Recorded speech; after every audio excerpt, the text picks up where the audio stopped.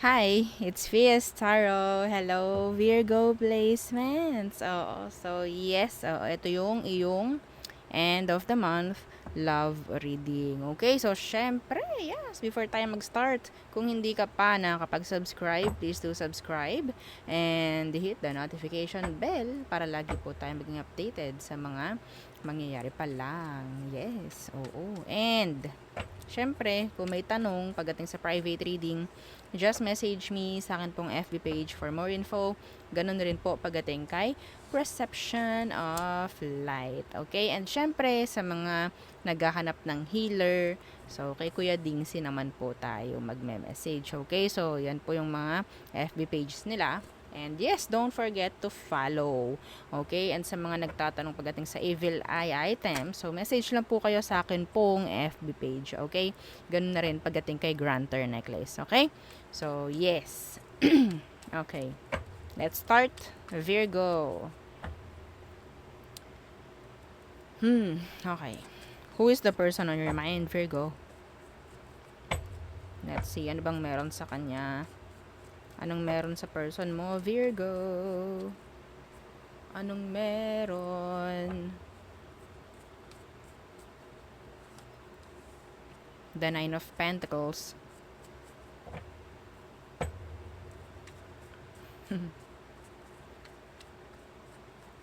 And Death. Yes.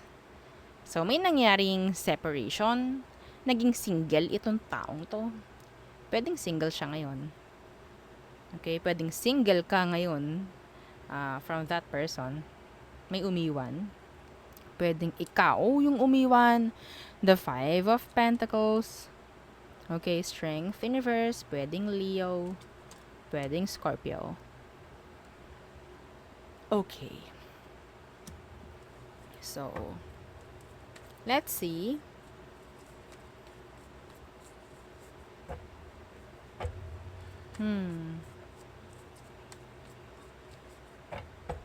Someone's so attractive. I don't know. Okay? Someone's attractive. Siyempre, hindi yun para sa lahat. Anyway.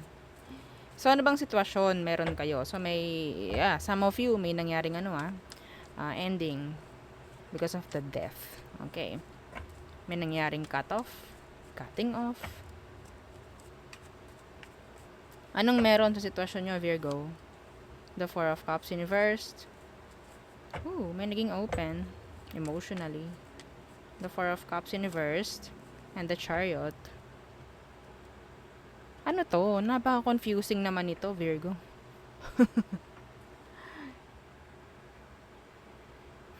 Seven of Swords. May mga something pa rin dito, like nakatago or being sneaky. Okay? May mga issue rito. Yeah, I don't know. Okay. So, sa sitwasyon, the Four of Cups in reverse and the Chariot, I think meron ditong I think, pagdating sa sitwasyon, may naguluhan. May na-confused. May naging open, emotionally, I think. Or parang meron ditong na-misunderstood. May na-misunderstood dito. Kasi may naging open. Yeah, the Queen of Wands. And the Four of Pentacles.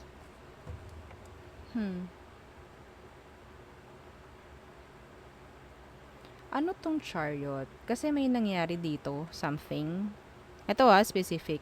May nangyari dito, something, action, na pwedeng ito yung parang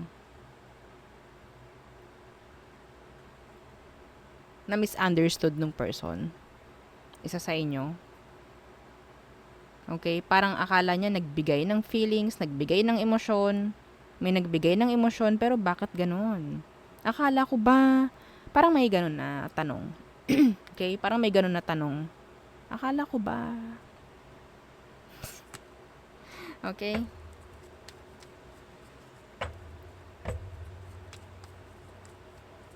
Ano tong Chariot? Let's see.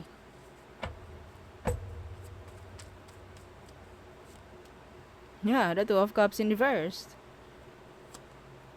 So, may nangyari ditong action. May nangyari, something. Pagdating sa situation, okay? I don't know, may gumawa ng action dito ha. Maybe may nagbigay ng something, may kemerut, o kung ano man. Okay, pero the Two of Cups is here in reversed.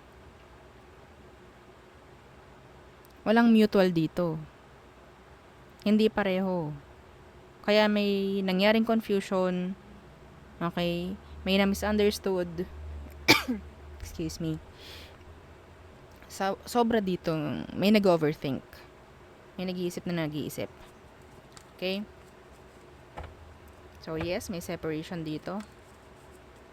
Let's see. Ano ba ang emosyon niya towards you, Virgo? Yan. Ano bang emosyon nito, Virgo, pagdating sa'yo? Ano bang emosyon niya? The Three of Swords in reversed. Okay. So, gusto nitong makipagayos. Okay. Gusto niyang i-heal kung ano man yung issue meron, I think. Three of Swords in reverse and yeah, the Ten of Swords. Gusto nitong may mangyaring pagbabago. Para tong nabitray. Pakiramdam ko, parang ganun. Oo. Confused tong taong to. The Ace of Wands, meron ditong parang na-delay, na new beginning. May nangyaring sex. Yeah. The Ace of Wands in reverse, make-up sex. Well, hindi yun para sa lahat, pero may ganon. Because of the Ace of Wands na naka-reverse. Okay, so pwedeng sabihin nating sa taong to may nangyaring separation. Ngayon, situation, meron ditong na-confused. Dahil ang akala is open ka or open yung isa para sa isa. Pero hindi ganun eh. Hindi mutual. The Two of Cups is naka-reversed. Okay? So, yun yung parang nagbibigay ng confusion. Yun yung nagsasabi na parang, ano, akala ko ba ganito? Akala ko ba ganyan? Some of you, may nangyaring sex. Okay? Meron. Yeah. Akala ko ba okay na tayo? Kasi nagganon-ganon na tayo. Pero hindi eh. Feeling nito parang binitray mo siya. Virgo. Yes, parang binackstab mo siya. Parang ikaw yung may kasalanan dito ngayon, Virgo. Gusto kasi niya makipagayos. Gusto niya may maayos dito, may mag-end na something, may mabago. Eh kaso wala. Ano nangyari? Anyari? Oo, this person talagang gusto niya ng katotohanan. Oo, merong ganun. Okay.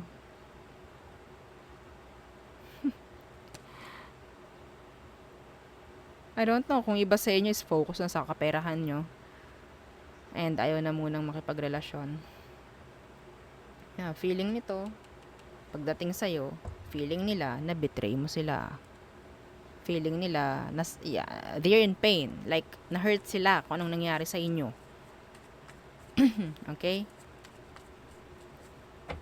I don't know, some of you, after ng sex, may nawala. Yeah, after nito, nung nangyari, may nawala.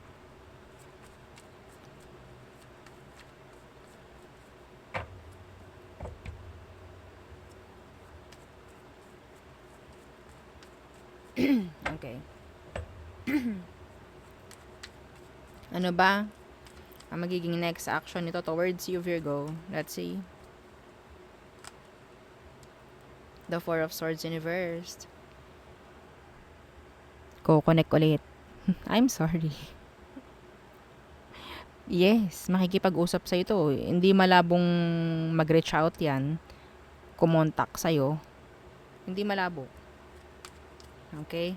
Why? Why the Four of Swords in reversed?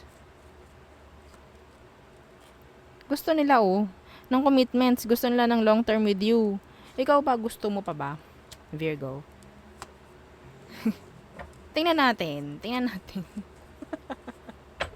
Virgo. Tingnan natin kung ano ba ang emosyon mo. Or gusto mo pa ba? na bumalik sa kanya, Virgo. Let's see. No! Why? Bakit? O iba sa inyo, pwedeng focus na sa sarili muna. Oo.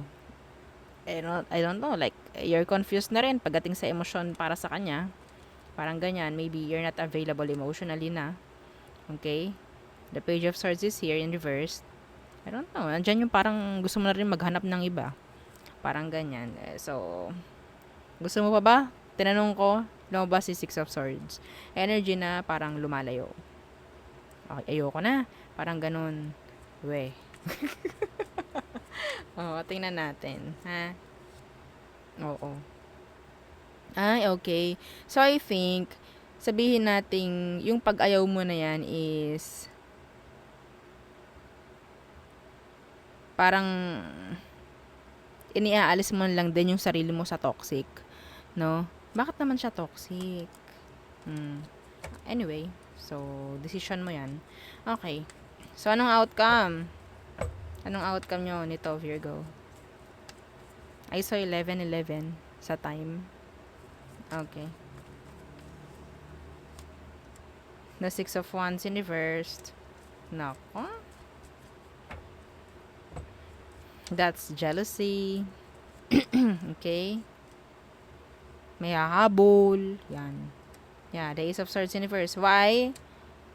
Bakit magkakaroon ng habulan dito? Oo, runner and chaser energy. Dahil meron ditong hindi nabigyan ng kalinawan. Oo. Okay? Pero, I don't know, someone is talagang lumalayo. Pero, I think, kung meron ditong mabibigyan ng talagang yung as in closure, may lalayo na eh. May bibitaw na dito. Okay? The Lovers is here pa rin, oh. Ha? Okay? Kasi something like, merong nag-assume na you're in a relationship again. Oo. Parang ganyan. With them. Sino man. Okay? So, yeah. Yun ang ating nakikita. Outcome is pwedeng balik-balikan, hindi pa rin malaman dahil merong gumugusto pa rin ng kalinawan at closure. Oo. Okay? Hindi ko makuha kahit ibigay mo yung closure na yon kung hindi naman niya iintindihin eh. No? Kung hindi nito iintindihin, paano? Okay? Nasa sa kanya yun eh. Yeah. So, tungo na tayo sa all signs, Virgo. Tayo ay magtungo na. Aries. Okay, so pwedeng nagiging weak na yung inyong relation. Or pwedeng sabihin natin pwedeng may mangyaring separation with an Aries. Taurus, they want stability with you, they want long-term relationship with you, they want victory. Gemini, pwedeng merong ibibigay si Gemini. Some of them pwedeng bibitaw na. Oo, sa sitwasyon. Cancer, they're unhappy. Pwedeng hindi pa siya ganun makontento. Leo, time waster. Virgo, waiting. Oops. Okay, waiting. Pero, yeah. Meron ditong pagdistansya. Next, Libra. They're stuck. Okay, they're stuck. Confused. Overthinking. Scorpio, have a lot of option. Yeah. Sagittarius, ayaw na nilang mag-effort pa. So, maybe some of them wala na ring focus. Capricorn, they need you. Yeah. Okay, or maybe they're being needy pagdating sa'yo. Or vice versa. You need this Capricorn. So, Aqua. So, meron ditong energy ng cycle or sabihin natin parang pagbabalikan. Parang ganyan. Someone is stuck in a cycle. Pisces. So, pwedeng mag-reach out si Pisces pagdating sa'yo. Okay? Magte-take risk like that.